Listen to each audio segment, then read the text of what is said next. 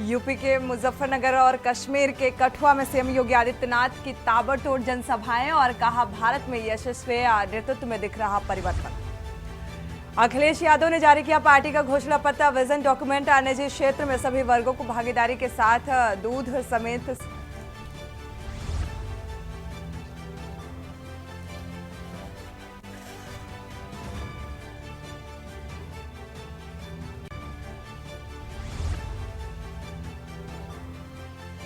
के 7 और प्रत्याशियों के नाम का किया ऐलान।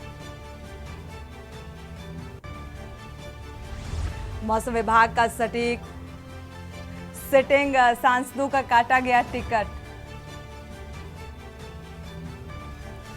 और मौसम विभाग का सटीक निकला पूर्वानुमान, कानपुर समेत उत्तर भारत में आंधी और बारिश से मौसम हुआ खुशगवार। आप देख रहे हैं की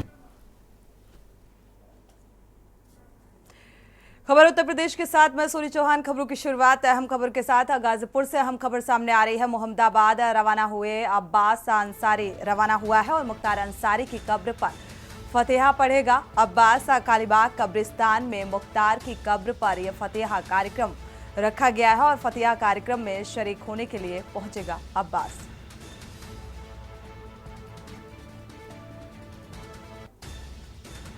तो अब्बास अंसारी को सुप्रीम कोर्ट से 3 दिन की पैरोल मिली है और 3 दिन गाजीपुर जेल में रहेगा अब्बास अंसारी। 13 अप्रैल को वापस कासगंज जेल ले जाया जाएगा।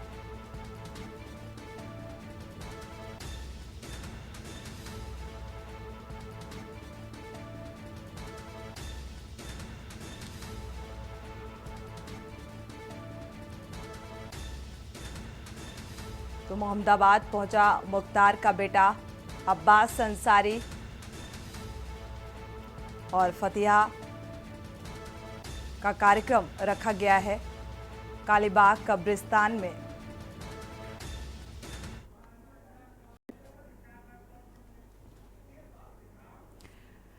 अमेठी से अहम खबर सामने आ रही है। गौरीगंज विधानसभा के शाहगढ़ पहुंची स्मृति ईरानी पार्टी की अहम बैठक में शिरकत की और हनुमंत इंटर कॉलेज कमला नगर में ये बैठक रखी गई। संसदीय क्षेत्र के कार्यकर्ताओं से मुलाकात की इस दौरान। इस बैठक के दौरान कार्यकर्ताओं से भी मुलाकात, कई अहम मसलों पर इस बैठक के दौरान बातचीत की गई।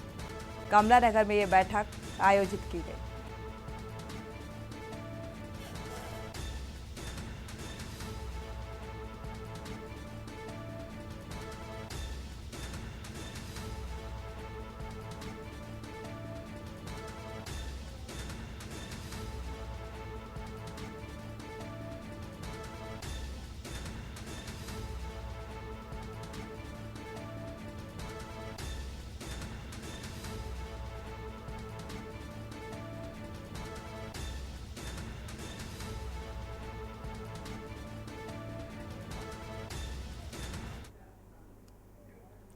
लखनऊ से अहम खबर है। छात्र के अपहरण के बाद दी यातनाएं और कार सवार बदमाशों ने छात्र का अपहरण किया था और 3 घंटे तक कार में छात्र को पीटता रहा बदमाश। छात्रा उत्कर्ष सिंह ने भागकर किसी तरह अपनी जान बचाई। 5 लोगों के खिलाफ फिलहाल मुकदमा दर्ज कर लिया गया है। बीकेटी पुलिस ने मामला दर्ज कर जांच शुरू कर दी है।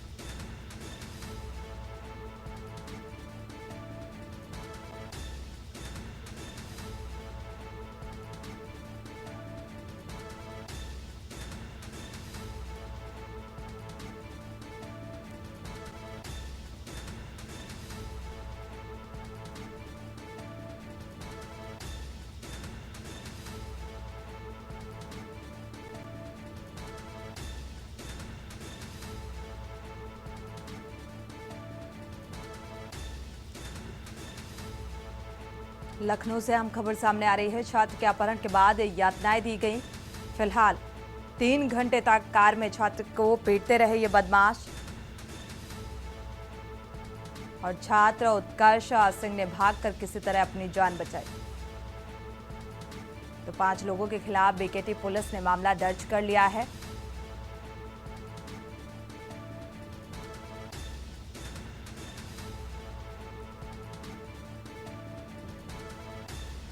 शिवा शर्मा से खबर पर जुड़े हुए हैं ज्यादा जानकारी के साथ। शिवा, क्या अपडेट है इस मामले में?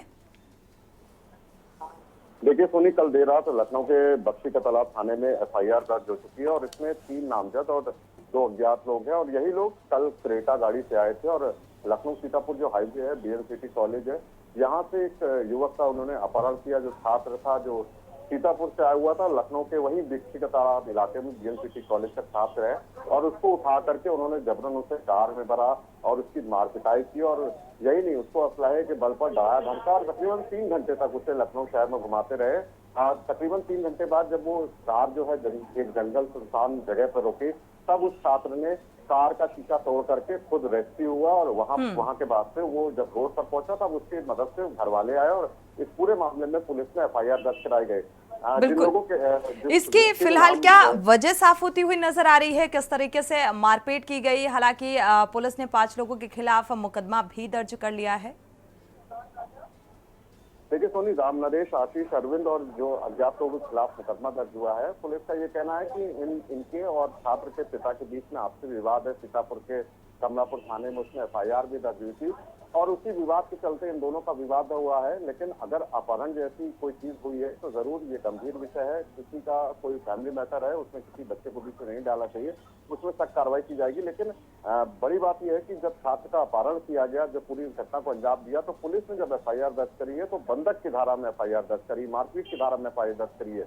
जो गंभीर धारा है पुलिस को लगानी चाहिए थी एफआईआर में, जिसके बाद अरेस्टिंग होनी चाहिए, वो फिलहाल अभी तक नहीं हुई है। और छात्र के पिता का कहना है कि पुलिस को उनसे काफी मदद चाहिए और काफी उनको कुछ बेटे के लिए उनको कुछ ये कहा जा सकता है कि आवाज उठानी है, लेकिन पुलिस उनकी नहीं सुन रही है। तो पुलिस के अफसरों का कहना है कि विवेचना के आधार पर अगर उसका अपहरण किया गया है तो अपहरण की धारा बढ़ाई जाएगी और जो लोग हैं जो इसमें नाम शामिल है उनकी गिरफ्तारी की जाएगी। शुक्रिया इस तमाम जानकारी को साझा करने के लिए। तो फिलहाल जल्द ही गिरफ्तारी का आश्वासन दिया है प्रशासनिक अमले ने। और हालांकि ये आपसी विवाद वजह निकलकर सामने आई है कि जिसको किडनैप किया गया और इस तरीके से यातनाएं दी गई इस छात्र का अपहरण कर, तो इसके पिता के साथ इन बदमाशों का कोई विवाद था, जिसकी वजह से 3 घंटे तक कार में छात्र को पीटते रहे थे ये बदमाश। फिलहाल मुकदमा 5 लोगों के खिलाफ दर्ज कर लिया गया है।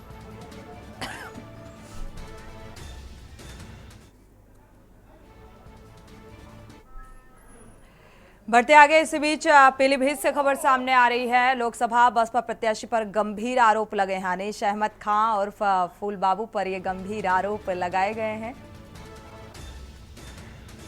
किसान नेता गुल्लू पहलवान ने ट्वीट किया है और बसपा प्रत्याशी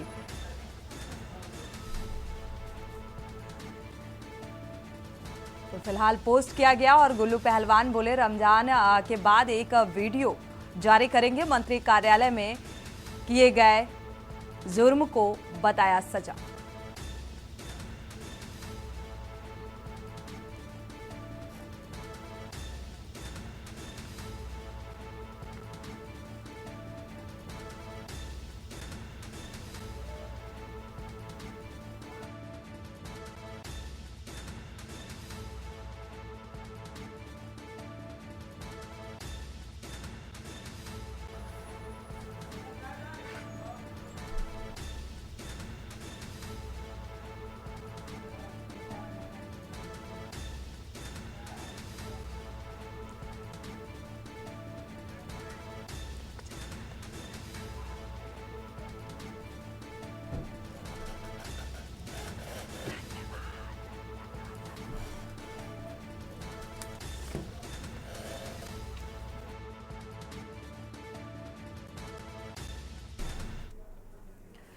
कानपुर देहात से इसी बीच अहम खबर सामने आ रही है। गोल्डी मसाला फैक्ट्री की यूनिट में हादसा हुआ है और एक्यूमैन लेमिनेटर में किशोर की मौत हुई है और भारी भरकम लोहे का पाइप गिरने से यह हादसा हुआ।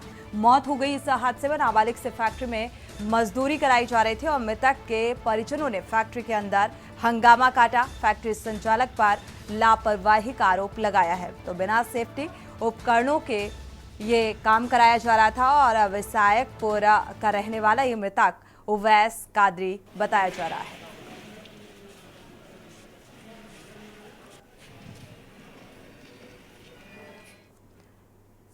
मुरादाबाद का रुख कर लेते हैं। मुरादाबाद से खबर है, बीएसपी प्रत्याशी अरफान का भड़काऊ बयान सामने आया है और ईद की नमाज को लेकर यह भड़काऊ बयान दिया गया। बयानबाजी का एक वीडियो भी सामने आ रहा है। सड़क पर नमाज की पाबंदी को लेकर भड़के इरफान।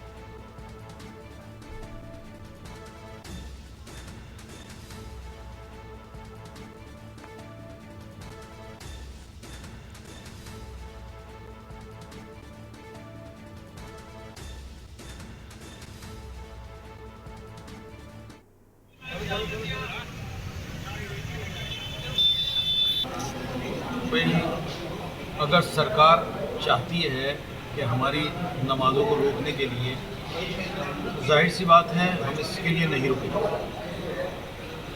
हम नमाज़ें पढ़ते रहेंगे। हम ऐसी उम्मत से हैं जो न कभी डरे हैं। हम अल्लाह के मानने वाले हैं। जो नबी करीम सल्लल्लाहु अलैहि वसल्लम ने जो रास्ता हमें दिखाया है, हम उसको हमेशा मानते रहेंगे। ऐसी चीज़ें आती रहती हैं और जाती हैं।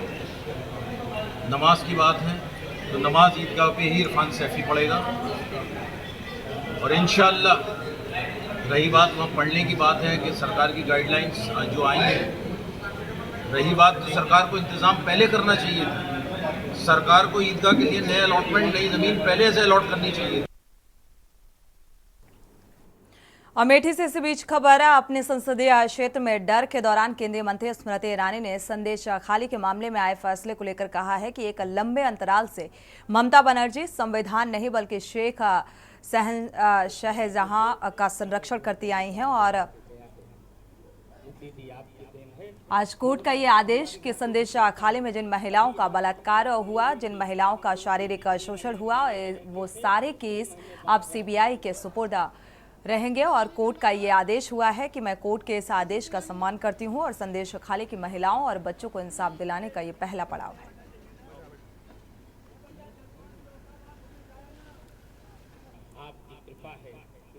का संरक्षण करती आई।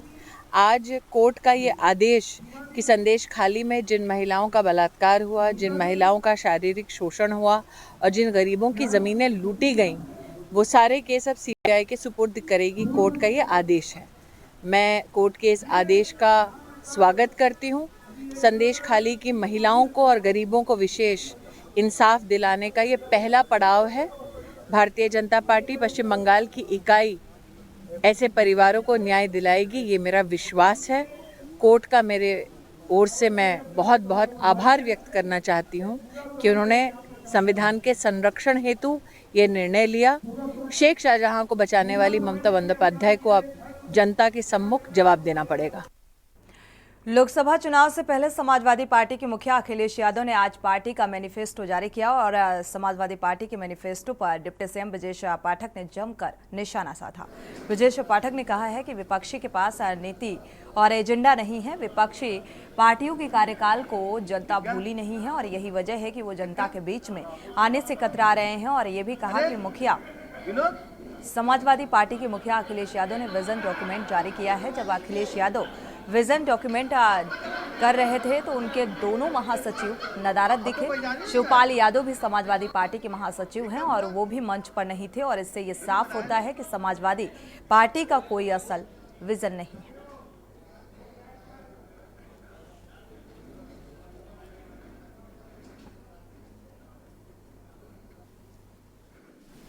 लोकतंत्र का महापर्व चल रहा है। भारत के चुनाव की चर्चा पूरी दुनिया में हो रही है। लोकतंत्र के सबसे बड़े देश का ये चुनाव है, और जिस ढंग से पूरे देश में, पूरे प्रदेश में चुनाव चल रहा है, हम कह सकते हैं कि भारतीय जनता पार्टी की माननीय मोदी जी की लहर चल रही है। विपक्ष पूरी तरह से फेल है। विपक्ष के पास कोई नीति और एजेंडा नहीं है। विपक्ष जब जब सत्ता में रहा है उस समय के कार्यकाल की गतिविधियों को जनता भूली नहीं है। जनता के बीच में जाने से विपक्ष कतरा रहा है। आज हम यहां एकत्र हुए हैं।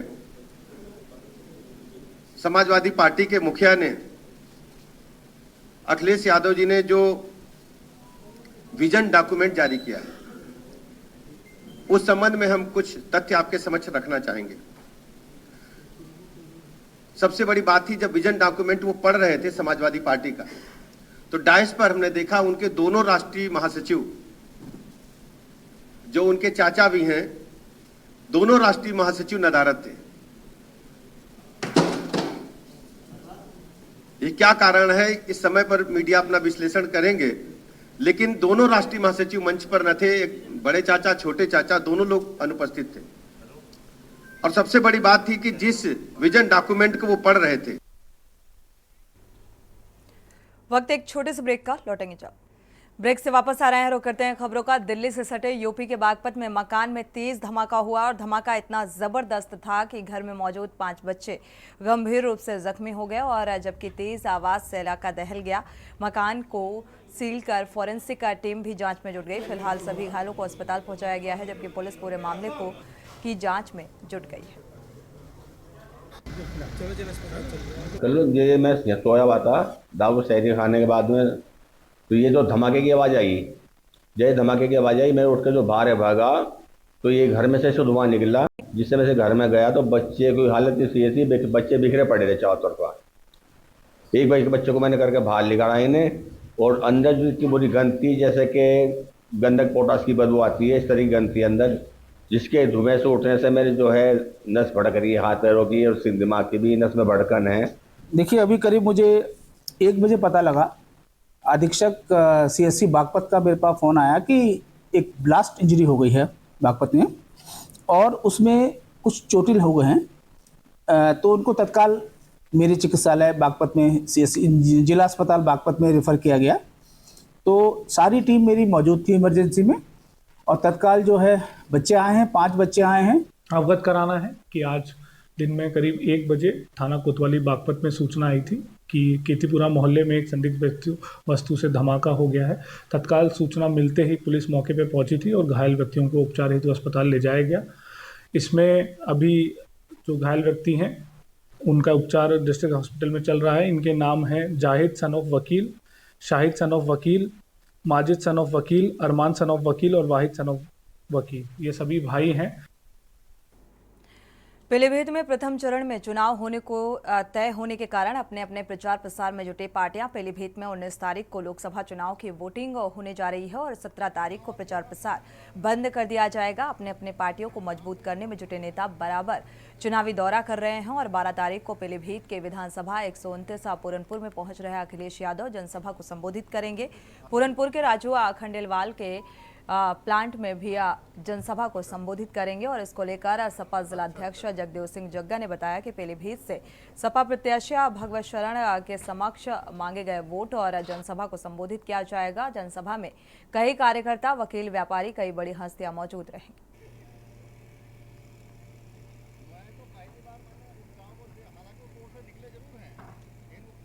बारह तारीख को प्रोग्राम लगने वाला, तैयारियां आप देख रहे हैं, घुमाइए कैमरा, बहुत बढ़िया तैयारियां हो रही हैं जोरों पर।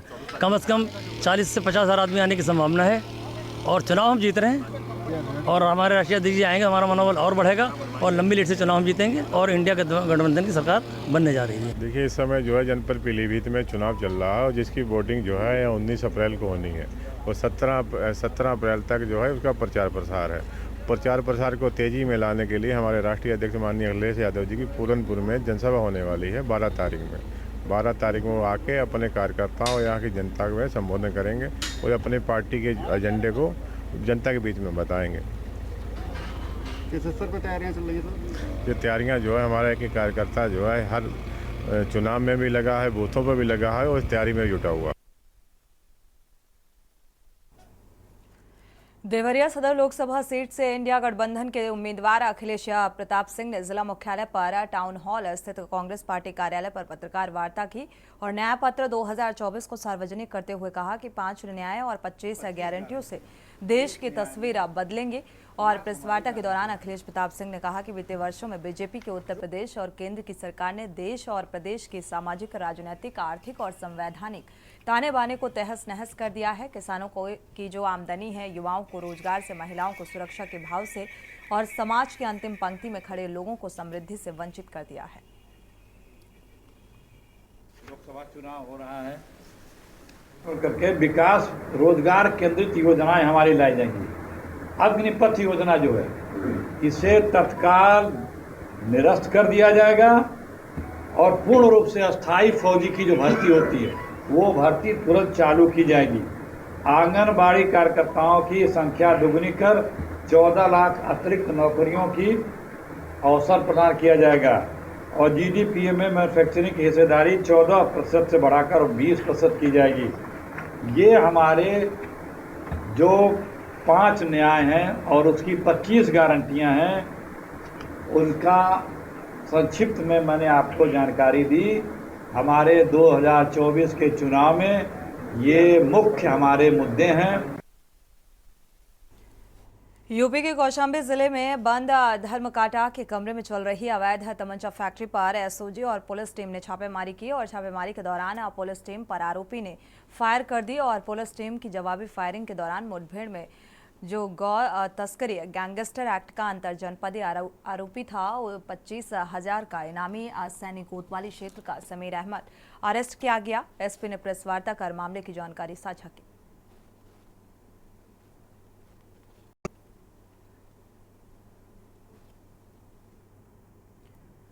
उधर आम आदमी पार्टी को यूपी में तगड़ा झटका लगा। आम आदमी पार्टी के प्रदेश उपाध्यक्ष जोगेंद्र सिंह ने दर्जनों कार्यकर्ताओं के साथ बिजनौर लोकसभा सीट से प्रत्याशी विजेंद्र सिंह के नेतृत्व में बीएसपी का दामन थाम लिया। जोगेंद्र सिंह ने आरोप लगाया कि अरविंद केजरीवाल के जेल जाने से वो आहत थे, जिस वजह से बीएसपी का दामन थामा और इस दौरान उन्होंने आम आदमी पार्टी पर बड़े आरोप भी लगाए।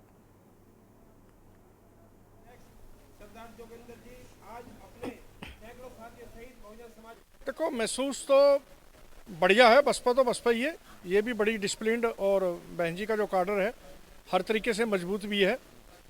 रही आम आदमी पार्टी की बात, कार्यकाल ठीक ठाक रहे, लेकिन अब जो मुझे दिखाई दे रहा है उसमें कई जगह लोग फेल हुए हैं, कमिटमेंट से भी फेल हुए हैं और एलिगेशन भी लगे हैं और जेल के अंदर भी हैं, जो एक अच्छा संदेश नहीं रहा समाज के साथ। केजरीवाल जी ने कल तक बहुत पुराने अगर बाइट सुन के उठा के देखें तो मैं बंगला नहीं लूँगा, मैं गाड़ी नहीं लूँगा, सब कुछ नहीं लूँगा। अभी तो मैं एक स्टेटमेंट पढ़ के बड़ी आहत हुआ कि इसमें 27 करोड़ रुपए इनके 4-5 साल का बंगले का मतलब मरम्मत कराने का खर्चा ही खर्चा है। देखिए, बिजनौर लोकसभा का एक एक घर मेरा परिवार है और परिवार में जो कुछ लोग इधर उधर थे वो भी अब साथ आ गए हैं। अब परिवार जितना मजबूत होगा उतनी मजबूत जीत होगी, उतनी मजबूती से हम अपने पूरे क्षेत्र के, अपने पूरे जिले की बात जो देश का सबसे बड़ा सदन है उसमें रखेंगे। इसी के साथ बुलेटिन में फिलहाल बस इतना ही। आगे खबरों के लिए आप देखते रहिए के न्यूज़ इंडिया।